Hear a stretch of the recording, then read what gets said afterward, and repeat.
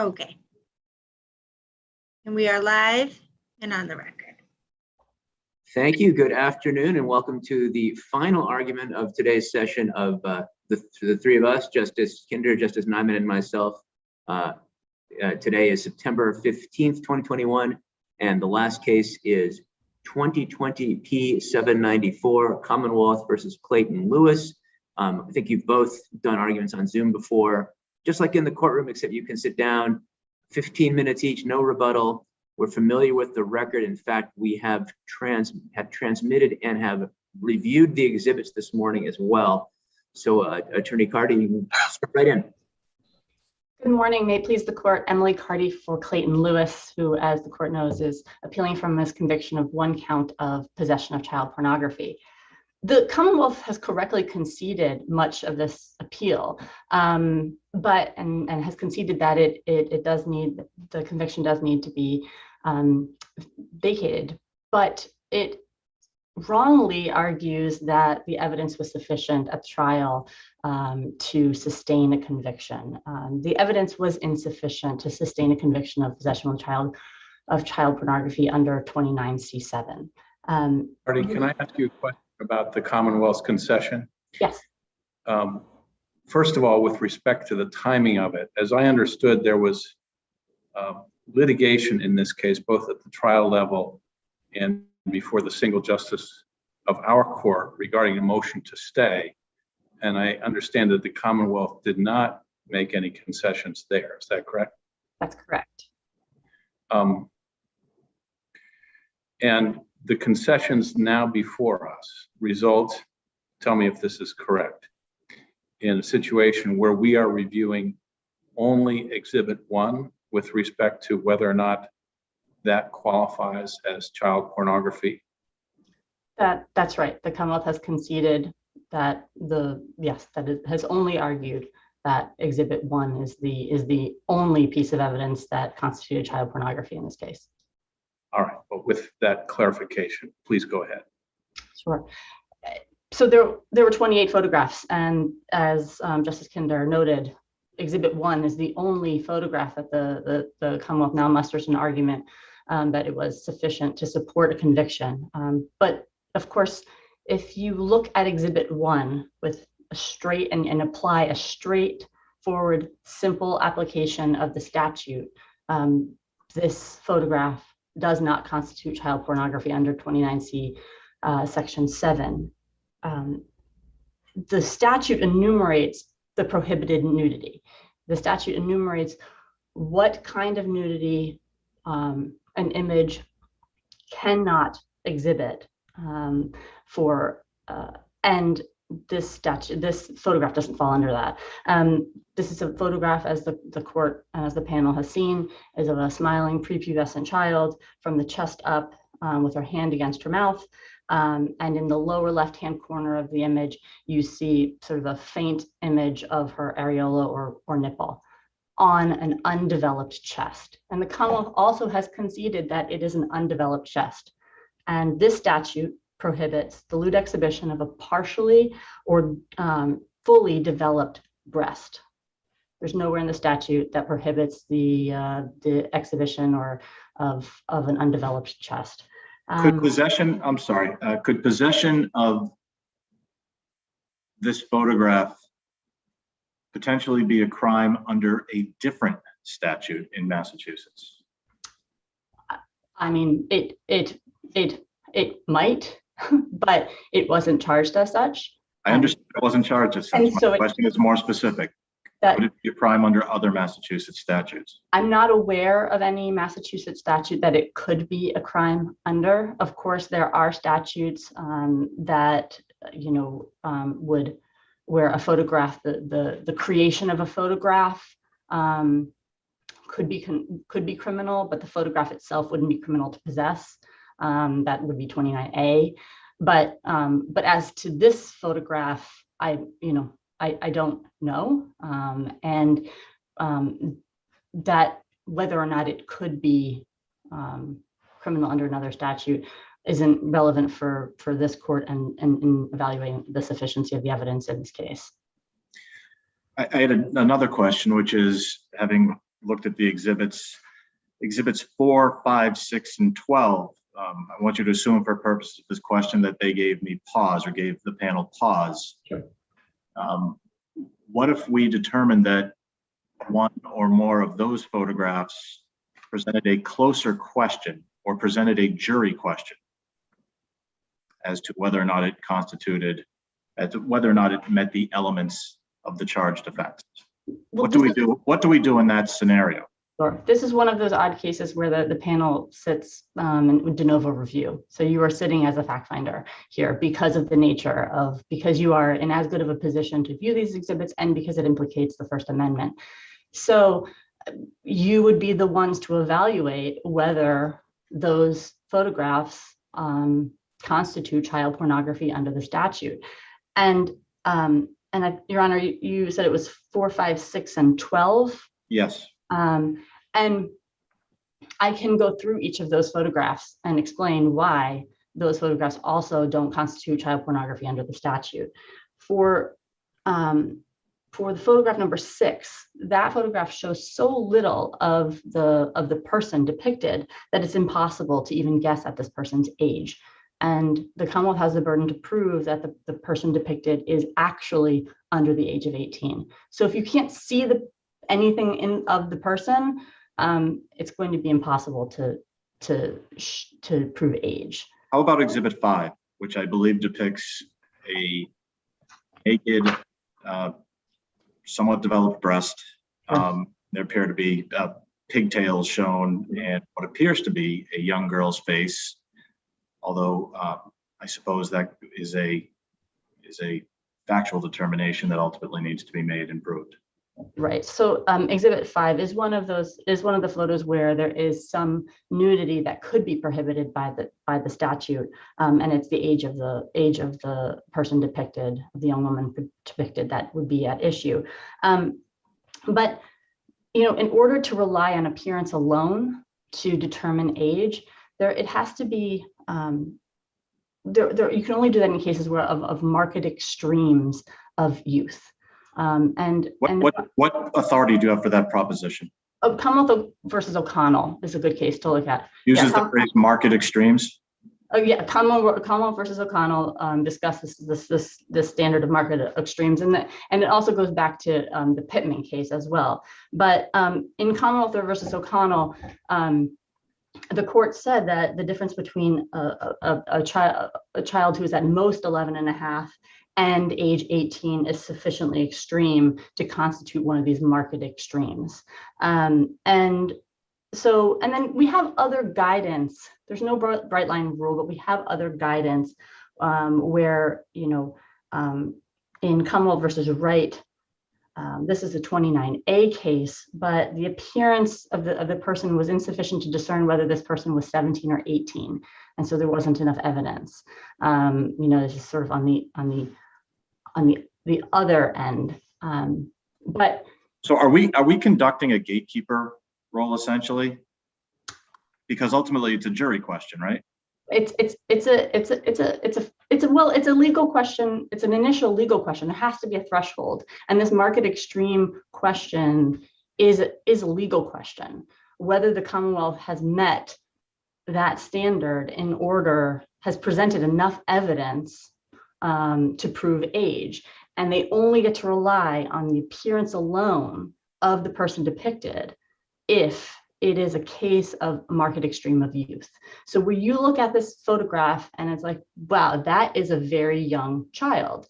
And I would, to assist the court, I would say that if you look at this person, you go, oh, that's a teenager, that's a child, that's a person who's about, 14, 15, I don't know. If that's your best guess, then that's not a market extreme of youth.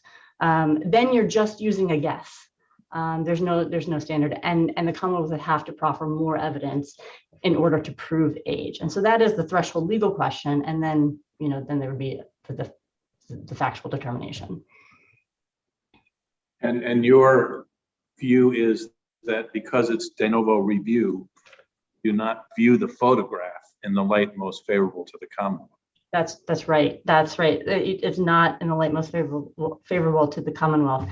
The de novo review, and this Bean and Rex are both instructive on this point, but you are taking an independent view of the evidence without deference to the fact finder and without deference to the Commonwealth. It is an unusual place to be sitting, so to speak. It's not common. We couldn't send it back for a new trial on, say, on 4 and 5, say, because and give the Commonwealth an opportunity to introduce evidence of who's depicted in the photograph and how old she is, because there was none of that evidence at the first trial. That's right. If the evidence was insufficient at the first trial, you can't send it back for a new trial, and allow the Commonwealth get a second bite at the apple and produce more evidence. They had their opportunity to produce the evidence that these individuals were under the age of 18, and they failed to do that. Did you comment already on Exhibit 12? I have not commented on Exhibit 12, but I'm happy to do that. Exhibit 12 is one of the exhibits where the person is clothed. The person is wearing a T-shirt with, I think my recollection is a T-shirt with small stars, and wearing underwear. And so there is no nudity in this photo that would permit a conviction or would allow a conviction to stand under 29C7, because 29C7 requires there be one of these, types of enumerated nudities. And is it clear from the record that the Commonwealth's theory in this case, although there were multiple subsections in the charging document, the Commonwealth's theory was subsection 7 throughout the trial? Yes, that's right. And the judge instructed on that as well. And I don't think the Commonwealth has made any argument otherwise. That's and the other subsections would be, of that statute involve depictions of sexual acts or depictions of children in contexts that could be a different kind of sexual contexts. And so this statute deals with specifically what kind of nudity can be prohibited and can be made criminal to possess.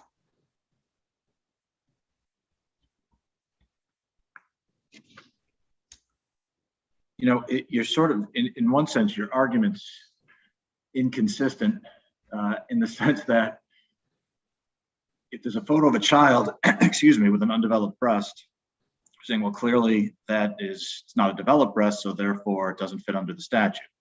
But then there's a photograph like Exhibit 5, which is a somewhat developed breast, and the response is, well, it's a developed breast, so we can't really tell if she's 18 or 12 or 11. Could you address that, what I perceive anyway as an inconsistency? Whether or not it's inconsistent obviously does not control. It's the language of the statute that controls. Right. Well, there are two things at play here. One is the language of the statute and what is criminalized and what depiction is criminalized. And the depiction and in 29C7, the criminal image, the image that is criminal to possess is only one of a partially or fully developed breast. And it does make sense, right? Because a child's unclothed chest is not sexual. And also you could have a situation, and because it says a female child's unclothed, female child's partially or fully developed breast, you could have a situation where you would have two identical photographs of two children with bare chests. And under the Commonwealth's reading of this, the image of the female child would be criminal to possess, but the image of the male child would not be criminal to possess. And the Commonwealth it would be incumbent on the Commonwealth to prove the sex of the child. So there's an absurdity there. So And here's my final question, which is, what if on our de novo review, we looked at Exhibit 5 again?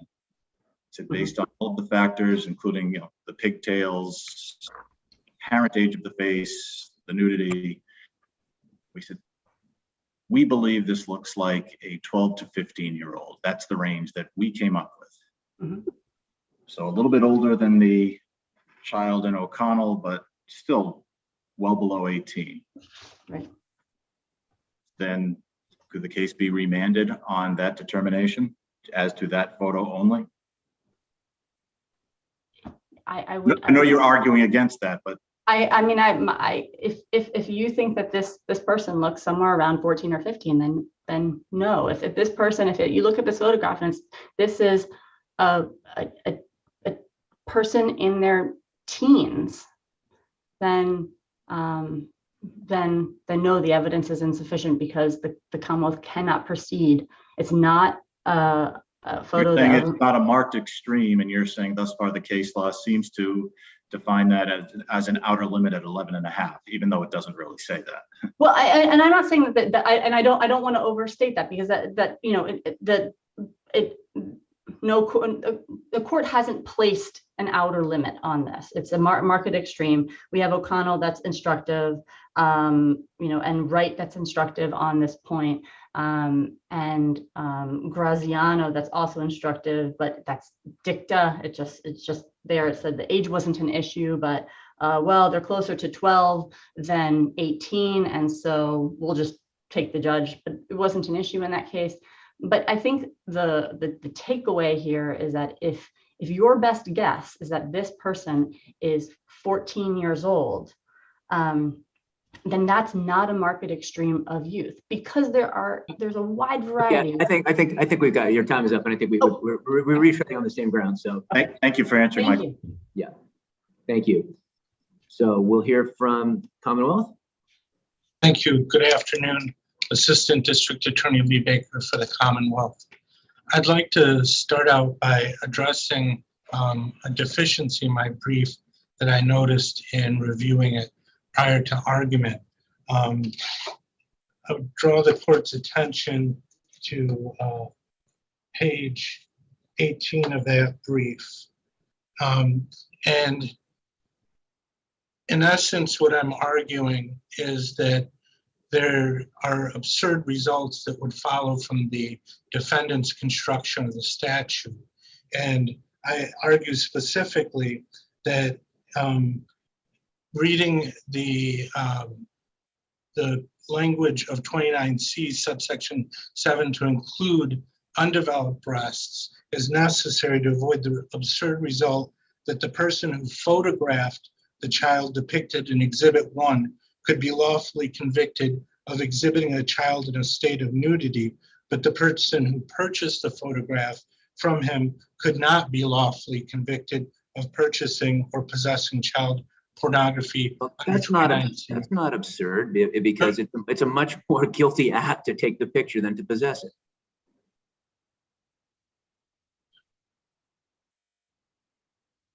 Well, I guess I would maintain that it is an absurd result, because, and what I wanted to get to was that I didn't give the exact statutory citation that refers to 272 29A. I would maintain that that is an absurd result, because the intent of 29C is to cure the evil of sexual exploitation of children. Baker, on that point, why shouldn't we assume that the legislature meant what it said when it described in some detail the condition of the unclothed body of a female in subsection 7? They obviously gave it consideration and came up with specific language. I appreciate that, but I would say that there's an internal inconsistency as well, because if you look at how 272 29C begins, so going up to the very beginning before the subsections, it refers to any child under the age of 18. So there's an inconsistency in having subsection 7 exclude prepubescent children and only including pubescent children. I'd also want to tie in the case law here, as has been correctly noted. We have to look at marked extremes here. And the most marked extreme that you could have in development would be a wholly undeveloped breast. I mean, you've got little kids in wading pools. I mean, and absolutely, and that's a very serious concern, right? Because that's a First Amendment issue, and I greatly appreciate that concern. But I would say that that's completely mitigated by the fact that any picture of a new child with undeveloped breasts, say in a pool, being bathed or something, still has to satisfy the element of being a lewd exhibition. So we would still have to go back to the Dost factors and look at other things besides just the bare nudity. And again, I'm not arguing that the photo is lewd because it has the prohibited nudity. In addition to having the prohibited nudity, I argue it's lewd for other reasons under the Dost factors, including— Before we say too much more about Exhibit 1, can you tell us why you conceded that Exhibit 5, for example, is not part of this appeal? Well, you know, I gave a lot of thought to it, and ultimately I felt that it was best to focus on Exhibit 1 because that, to me, was very clearly something that needed to go to the fact finder. With Exhibit number 5, it is a question whether it shows marked extremes. And that dovetails back into my central argument here that if 29C excludes prepubescent children, then you're always going to be in a position where you're saying that there aren't marked enough extremes here. I would say yes. But it doesn't exclude prepubescent children, because if their buttocks or genitals are shown, then they're included.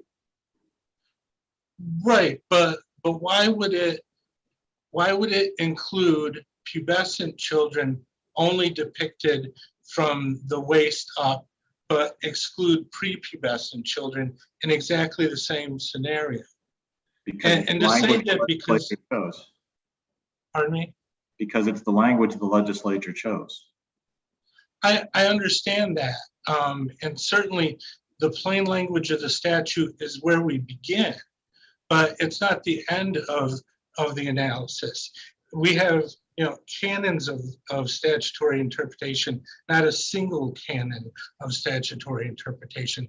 Certainly we begin with the plain language, but my argument is that the plain language leads to absurd results, is inconsistent with what is clearly the intent of the legislature.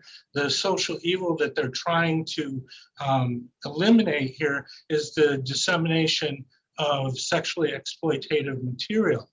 And this carves out on that construction a very significant subset of such materials.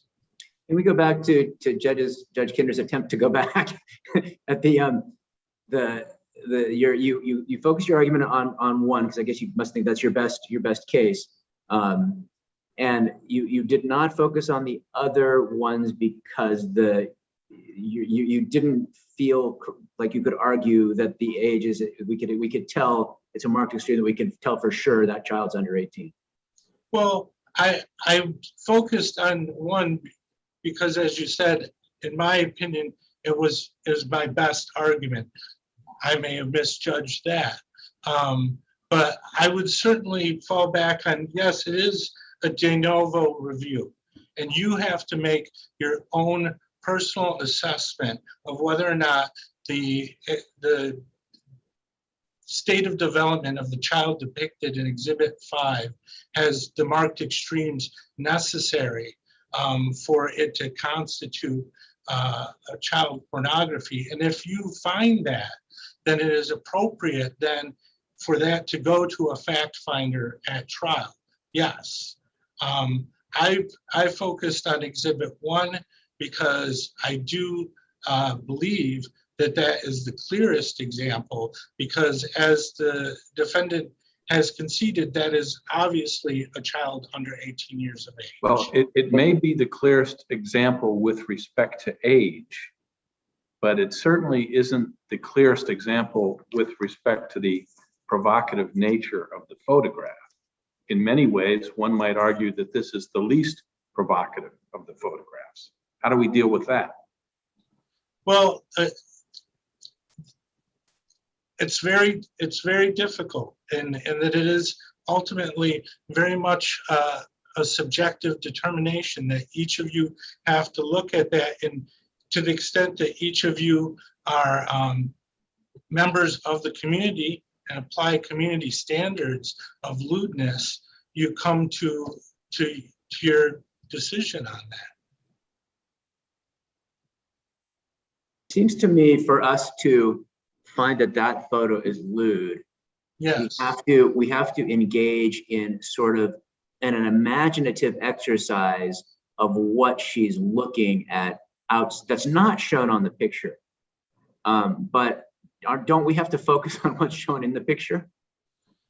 Sure, but the DOS factors allow you to look at things that are granted more subjective than whether or not someone is nude, such as sexual coyness, something that's addressed, for instance, in the Rollins case, where one of the pictures was found to be fall within 29C because of the sexual coyness that the young girls showed in the picture. I would suggest that is on display in this photograph. What makes it sexual coyness as opposed to just coyness? Well, the overall context of the nudity.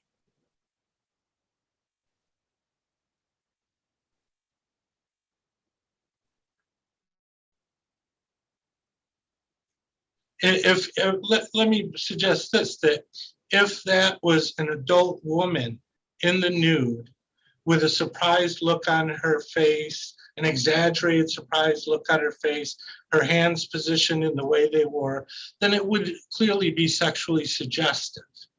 And so, Well, assuming it showed developed breasts. right, that's what I'm saying. So assuming this is an adult woman in the nude with fully developed breasts, posed in exactly the same way, then that would be sexually coy. And the only thing here that is arguing against it being sexually coy is the fact that the child is undeveloped. But the fact that the child is undeveloped and therefore wouldn't normally appear to be a sexually desirable person under those circumstances, it gets right to the heart of the social ill that the statute is addressing. Of course, for someone who is not a pedophile, it's not sexually coy. So the question is whether or not, taking the totality of the circumstances and the context, is this lewd? Does this appeal not to the lascivious desires of someone who's not a pedophile, but to the lascivious desires of someone who is a pedophile?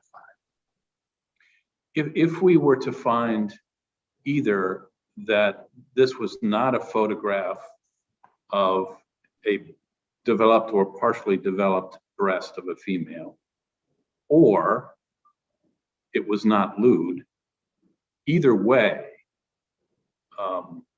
that it is not child pornography, correct? I mean, we don't have to decide both, we have to decide one or the other. Well, it would have to satisfy the element of having prohibited nudity. So you would have to decide that it does in fact depict nudity that comes with it, falls within the statute. And then you'd have to go the further step and you would have to find that it was also lewd, because just the mere fact of it being nudity wouldn't be sufficient. And that's the essence of my argument, that reading into the statute, constructing the statute in such a way that it does include prepubescent children does not fall afoul of the First Amendment and lead to prosecutions of innocent people for having pictures of their children in diapers or being bathed, because those photos are not lewd. And is it fair for us to conclude from reading your brief that we would be the first court in Massachusetts to so rule if we determine that subsection 7 applied to an undeveloped chest of a female? yes, I could find no case that addressed it, none whatsoever. So yes, you would be the first court to address that issue. And again, I would urge the court to really consider the fact that 29C, 29A, they're all aimed at. You know, it just, I'm sorry, it just dawned on me. If we were to do that, wouldn't that be completely opposed to the rule of lenity? I mean, the defendant would be completely not on notice of that if we were to read that into the statute.